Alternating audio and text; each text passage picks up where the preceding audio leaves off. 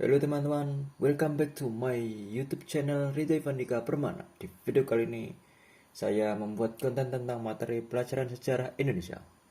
Ini tugas yang diberikan oleh guru mata pelajaran sejarah Indonesia.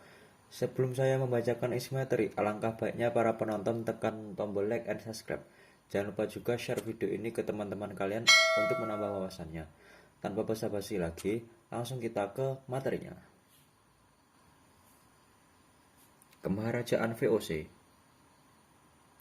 disusun oleh Heru Wicaksono sebagai pencari materi, Nur Hayati Niniase sebagai penulis dan pencari materi, Ridho Ivandika Permana sebagai penulis dan editor, Rizka Ayu Nurma Putri sebagai penulis, Rizka Aditya Putra Ramadhani sebagai pencari materi, Ainun Mardiah sebagai penulis. Bagian materi.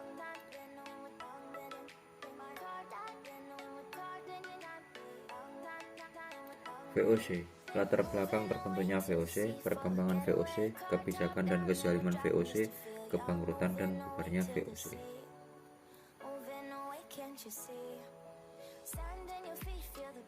Pembahasan.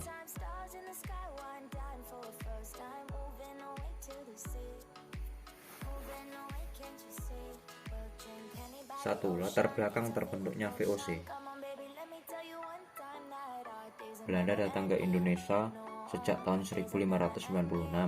Beberapa kongsi dagang Belanda melakukan monopoli perdagangan dengan meraup keuntungan yang melimpah dari kepulauan Indonesia itu sendiri. Sehingga terjadi persaingan antar kongsi dagang Belanda. Selain itu, Belanda juga harus bersaing dengan kongsi dagang Inggris yaitu EIC dalam kurung East India Company. Terkait adanya persaingan antar kongsi Belanda, maka pemerintah dan parlemen Belanda mengusulkan agar antar kongsi Belanda mendirikan sebuah perusahaan dagang yang lebih besar pada tanggal 20 Maret 1602. Secara resmi dibentuklah Persekutuan Kongsi Dagang Belanda yang diberi nama Verenigde Oost India Company dalam kurung VOC. VOC memiliki kantor pusat di Amsterdam.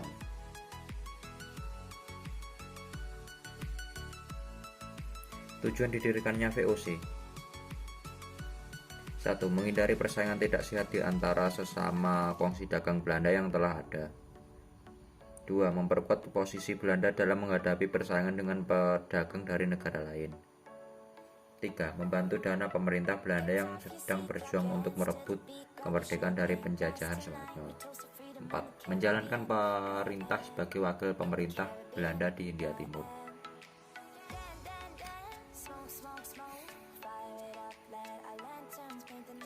Pengurus pusat VOC terdiri atas 17 orang atau dikenal dengan sebutan Heren 17.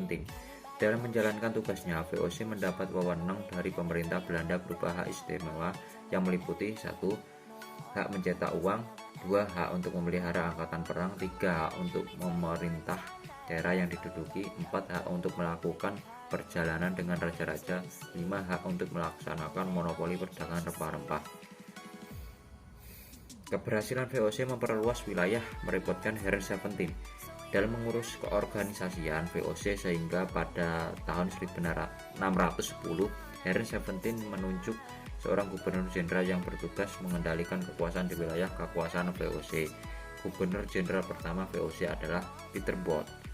Dan untuk menjalankan tugasnya, gubernur jenderal VOC dibantu oleh sebuah dewan bernama Raat Vaninde dalam kurung Dewan India.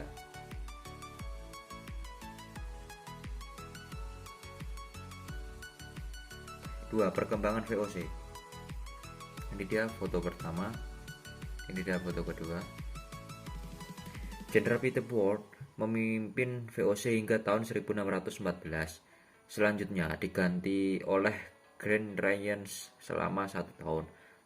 Kemudian pada tahun 1615, Gubernur Jenderal VOC dipegang oleh Lawrence Real. Di bawah kepemimpinannya, VOC berhasil membangun gedung Mauritius di tepi Sungai Ciliwung. Gubernur Jenderal Lawrence Real memimpin VOC hingga tahun 1619 dan diganti oleh John Peterson Coyne pada masa pemerintahan J.P. Coyne pada tanggal 30 Mei 1619. Ia membawa 18 kapal perangnya, berhasil menguasai Jayakarta dan membakar isi kota Jakarta. Selanjutnya, di atas puing-puing kota Jayakarta, J.P. Cowen membangun kota baru yang diberi nama Batavia. Sejak saat itu, kota Batavia menjadi pusat kekuatan VOC. Foto pertama yaitu Petersburg, dan foto kedua ini yaitu Jean Peter Cowen, disingkat juga bisa sebagai J.P. Cowen. Next. Setelah memiliki basis kekuatan di Ambon dan Batavia, usaha VOC untuk menguasai kerajaan-kerajaan lokal dan pelabuhan semakin ditingkatkan dengan cara menerapkan politik adu domba (divide impera). Dalam perkembangannya, VOC pandai memanfaatkan konflik pribumi.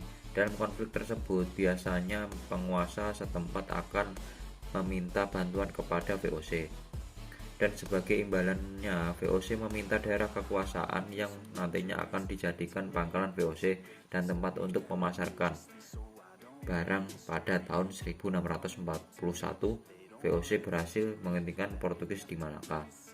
Setelah menguasai Malaka, VOC berhasil menguasai Aceh. Untuk mengawasi kegiatan monopoli perdagangan di beberapa wilayah, VOC tetap menjalankan pelayaran Hongyi. Sementara itu, untuk memperkuat kedudukannya, VOC mendirikan benteng pertahanan di wilayah yang berhasil dikuasai. Benteng tersebut antara lain Benteng Dürstedt, Benteng Nassau, Benteng Victoria, Benteng Oranje, dan Benteng Rotterdam. VOC juga berusaha memperluas di setiap wilayah hingga ke Papua pada tahun 1606.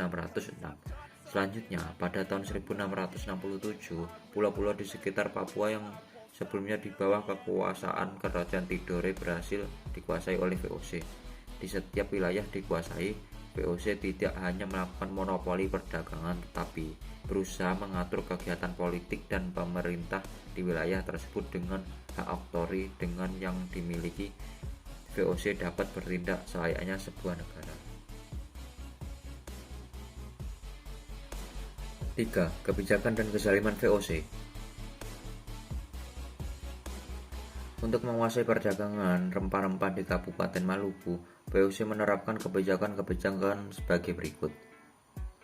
1. Merebut pasaran produk pertanian, biasanya dengan memaksakan monopoli seperti monopoli rempah-rempah di Maluku. 2. Tidak ikut aktif secara langsung di dalam kegiatan produksi hasil pertanian, tetapi berusaha dengan mudah memperoleh hasil-hasil pertanian sekalipun harus dengan paksaan. VOC melakukan campur tangan terhadap kerajaan-kerajaan di Nusantara, terutama menyangkut usaha pengumpulan hasil bumi dan pelaksanaan monopoli.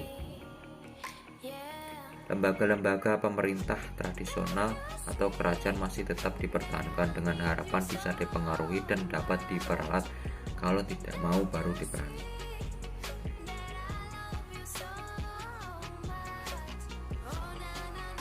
Selama berkuasa di Indonesia, Kemaharajan VOC melakukan tindakan-tindakan kezaliman sebagai berikut. 1. Verbility Laferente, yaitu penyerahan wajib hasil bumi dengan harga yang telah ditetapkan oleh VOC dan melarang rakyat menjual hasil buminya lain pada VOC. 2. Kontingenten, yaitu kewajiban bagi rakyat untuk membayar pajak berupa hasil bumi. 3. Ekstirpasi, yaitu hak VOC untuk menebang atau membakar tanaman rempah-rempah penduduk agar tidak terjadi overproduksi yang dapat menyebabkan harga merosot. Pelayaran Hongyi Tojen, yaitu pelayaran dengan perahu kura-kura untuk mengawasi pelaksanaan monopoli perdagangan VOC dan menindak tegas bagi pelanggarnya. 5. Prenkerstelze, yaitu mewajibkan penduduk untuk menanam kopi di Priangan, Jawa Barat, dan hasilnya dibeli oleh VOC sesuai harga yang ditetapkan. 4. Kebangkrutan dan bubarnya VOC. Pada abad ke-17 hingga awal abad ke-18, VOC mengalami puncak kejayaan. Penguasa dan kerajaan lokal berhasil diungguli. Jalur perdagangan yang dikendalikan VOC menyebar luas, membentang dari Amsterdam, Tanjung Harapan, India sampai Irian Papua. Keuntungan perdagangan rempah-rempah juga melimpah, namun dibalik itu ada persoalan-persoalan yang bermunculan. Semakin banyak daerah yang dikuasai ternyata juga membuat pengelolaan semakin kompleks. Kendala dan permasalahan yang dihadapi VOC terutama yang berhubungan dengan masalah keuangan yang pada akhirnya membawa kongsi dagang itu kepada kebangkrutan.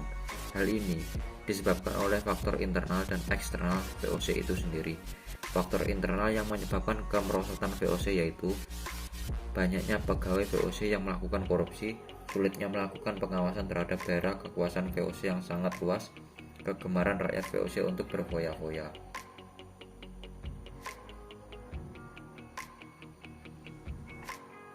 Faktor eksternal yang menyebabkan kemerosotan VOC: meletusnya revolusi Prancis yang menyebabkan Belanda jatuh ke tangan Belanda di bawah kepemimpinan Napoleon Bonaparte. Reaksi penentangan oleh rakyat Indonesia terhadap VOC dalam bentuk peperangan yang banyak menyedot dana dan tenaga. Untuk mengatasi hal tersebut, VOC segera meminta bantuan berupa pinjaman uang kepada pemerintah Belanda. Dalam perkembangan selanjutnya, VOC tidak memiliki pemasukan, sehingga hutang VOC kepada pemerintah Belanda semakin menumpuk dan tidak sanggup membayar. Setelah melihat ketidakberesan dalam kongsi dagang tersebut, saham dan daerah kekuasaan VOC diambil alih pemerintah Belanda. Kemudian pada tanggal 31 Desember 1799 VOC dibubarkan. Sekian materinya. Nah, ini dia video semua anggota tim produser dari kelompok ini. Ini adalah video jedak-jeduknya atau biasa disingkat juga JJ. Tapi ini kalau diputar di YouTube tidak akan saya beri suara aslinya musiknya, karena nanti pasti akan kena copyright di YouTube. Jadi ini saya pakai backsound ya, ini pakai backsound yang no copyright, dan ini videonya tetap pakai JJ tapi tanpa musik aslinya. Oke, langsung saja kita putar. Ini dia foto-foto yang sudah dibuat video. Ini dia anggotanya.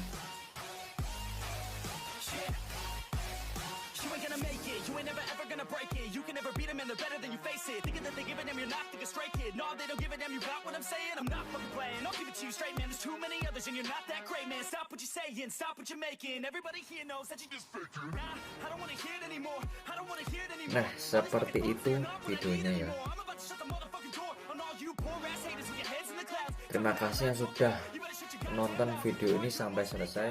Ingat ya, jangan lupa like and subscribe, karena subscribe itu gratis, hanya pakai kuota untuk membuka aplikasi YouTube-nya ya, atau website di Google ya. Intinya nggak bayar, cuma butuh internet itu aja. Oh iya, jika ada kritik atau saran bisa tulis di kolom komentar agar channel ini bisa lebih berkembang atau bisa lebih maju ke depannya, agar memiliki konten yang berkualitas dan mengedukasi semua orang. Oke, seperti itu saja ya. Sekian dari saya.